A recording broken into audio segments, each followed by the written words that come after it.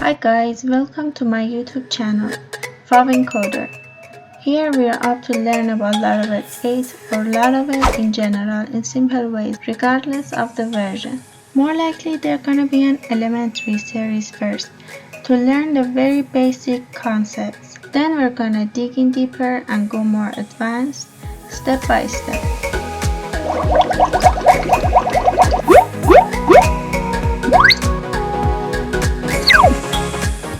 Let's introduce you to Laravel. Laravel is a coding framework based on the MVC architecture, which I'm gonna explain more in this video.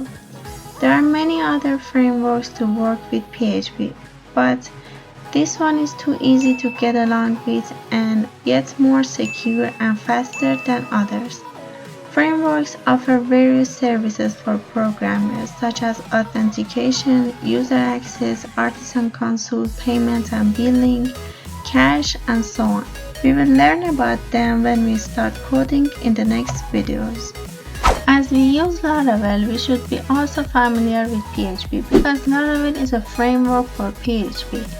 PHP is one of the most popular scripting languages, free and open source for web design. As I said, it's not a programming language. In a scripting language, written code is not compiled like a programming language, which means we can change the code and the content of the page whenever we want. PHP is a server-side language, meaning that PHP pages are first processed by a server, like Apache, and then the output is sent out as HTML or JavaScript code to browser that the user can see. Now let's talk about MVC, which I mentioned earlier. MVC stands for Model, View, and Controller. In short, the purpose of a three-tier MVC architecture is to separate the various parts of the software from each other so that each of these parts or modules can be developed independently. In other words, multiple developers can work on projects with MVC without interfering with each other's work. MVC is usually shown this way. A view is what the user sees and a controller is what the user uses. And controller mostly manages both views and models, and there are some other connections as well. But what I want to show you here is what Laravel has added to this three-tier architecture called routing. Routing manages the URLs and addresses that we use in project. So when we submit the request is checked by the router. If that address is defined, the request will be sent to the appropriate controller. The controller interacts with the database if required, which is related to model, and then gets the details to the view to render view in user browser.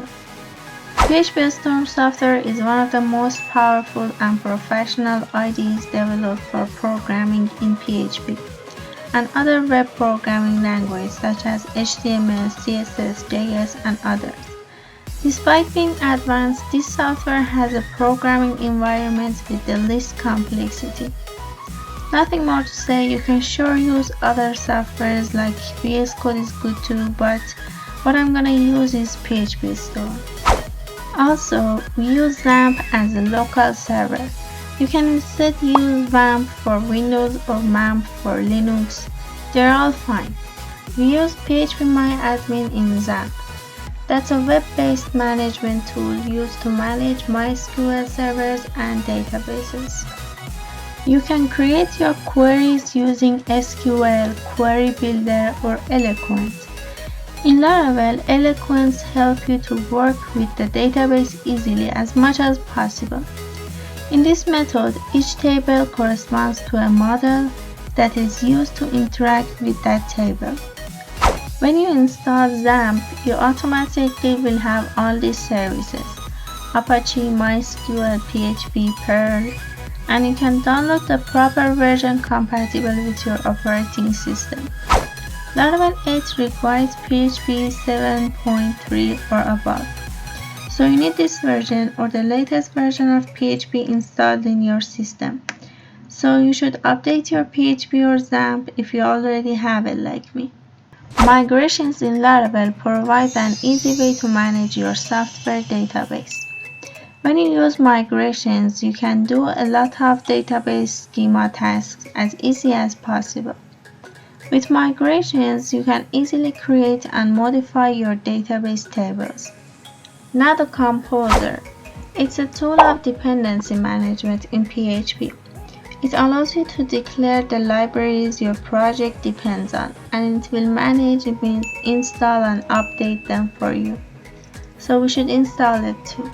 At last, what do we need to install to get started with Laravel? Number 1 is XAMPP or a similar package. Number 2, an IDE like PHPSTORM for coding. And 3, Composer. And you'll be able to start Laravel, and I'll keep you company in this series. You can ask your questions for me in the comments below. Subscribe and like will make me happy and motivate me to make more videos. Also, you can hit the bell to get a notification when the next video is out. I really want to know your comments and suggestions, so please let me know, and thanks for watching. See you in the next video.